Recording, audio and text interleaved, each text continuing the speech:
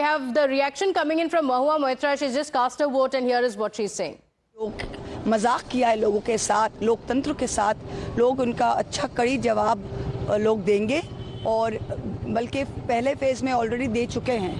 तो आज वो होने वाला है. सो जो काम हमने शुरू किया था पहले फेज में वो सेकंड फेज में खत्म होने वाला है. पीसफुल वोटिंग चल रहा है, लेकिन करीमपुर के में ही एक जगह से तस्वीर आई है जिसमें आईएसएफ के बूथ एजेंट को कहा जा रहा है कि टीएमसी के लोगों ने चेक किया है. वो तो रोज सुबह से कहते हैं कि हमारे बूथ एजेंट ने ये किया है. जहाँ पे चुनाव आयोग ने सारा देश के ऊपर ऐसा जुल्म कर रहे हैं. तो ये पता नहीं मुझे. अभी आप तो पता है मुझे 7 बजे अभी मैं आई हूँ, जाके कंट्रोल रूम देखूंगी. ये पता नहीं क्या हुआ है, मुझे पता नहीं. इलाका है, मैंने कई वोटरों से बात किया. उनकी बहुत पुरानी मांग है कि करीमपुर को रेलवे लाइन की फैसिलिटी मिले. हम तो यही बोल रहे हैं 12 साल से मोदी का सरकार है. 12 साल से. सिर्फ यहाँ ही मत पूछिए, यहाँ से नेक्स्ट वाला असेंबली जाइए तिहट्टा, उसके बाद वाला जाइए आप चापड़ा. ये जो पूरा लाइन में है 100 किलोमीटर करीमपुर कृष्णनगर से यहाँ पे, ये बिल्कुल बिछड़ा हुआ है पूरे एरिया से. वो यहाँ पे 10 लाख लोग रहते हैं ये 3 असेंबली में.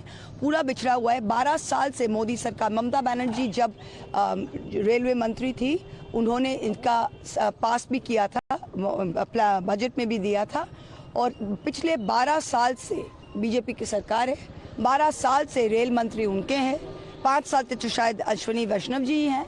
मैंने बार संसद में ये मांग उठाई है. 2 करोड़ रुपया देके इसका फिजिबिलिटी स्टडी भी हुआ है.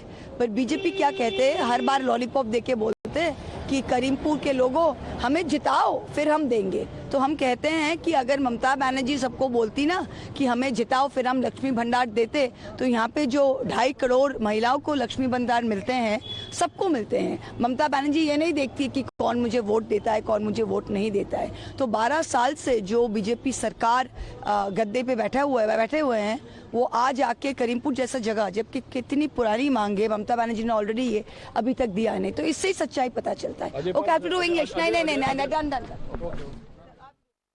So Mahua Moitra there casts a vote. Tushar Gupta goes on to say it's tyranny, talking about central agencies. She has spoken about the election commission. Even SIR has been dubbed tyranny and oppression.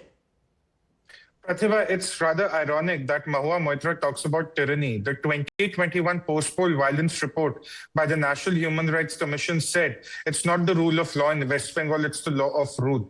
It's unfortunate. Remember, it's unfortunate that West Bengal has to see an election under the presence of so many armed forces. For a state with such tremendous legacy, it has been reduced to a hotbed of political violence. It's totally unacceptable.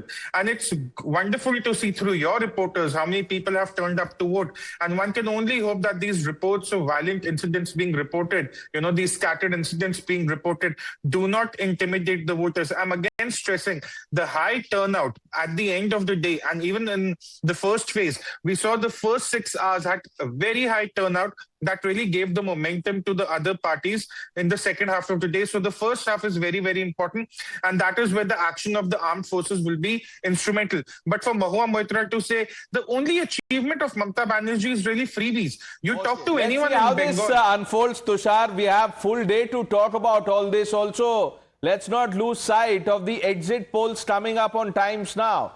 That begins from 5 p.m. This evening. 3.21 crore voters in phase 2, 142 seats, 8 district viewers. This is the final battle in Bengal. You're watching India's election news headquarters, Times Now. A short break. We return with lots more on the other side.